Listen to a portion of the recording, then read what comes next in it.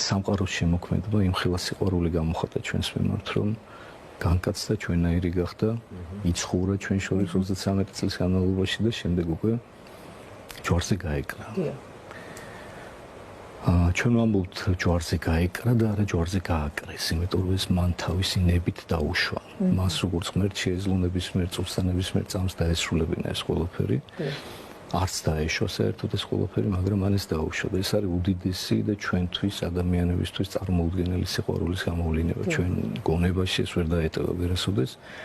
როგორ შეიძლება ღმერთმა სამყაროს შემოქმედება, რომელსაც წესით ყველა ქმნილება უნდა ემსახურებოდეს იქით, ისე დაიმდაბლოს თავი შენი სიყვარულის გამო.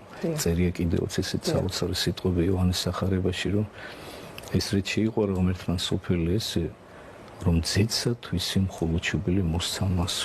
ახეთ როგორი საოცრება შეიძლება ადამიანმა შენი საკუთარი თავი გაწირო ვინმეს გამო, როცა ვიღაცა ძალიან გიყურს და როგორც წესი ამას შუბილი აკეთებს შვილისთვის. ეხა ყველაზე უკეთეს შემთხვევაში, ხო?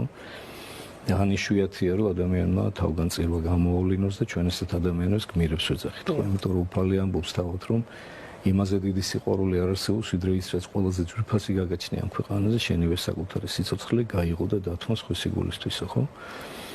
მაგრამ ესეც კი ურთულესი რამ არის, მაგრამ ის რომ შენი შვილი გაწირო, აი ეს უკვე წარმოუდგენელი სიყვარული.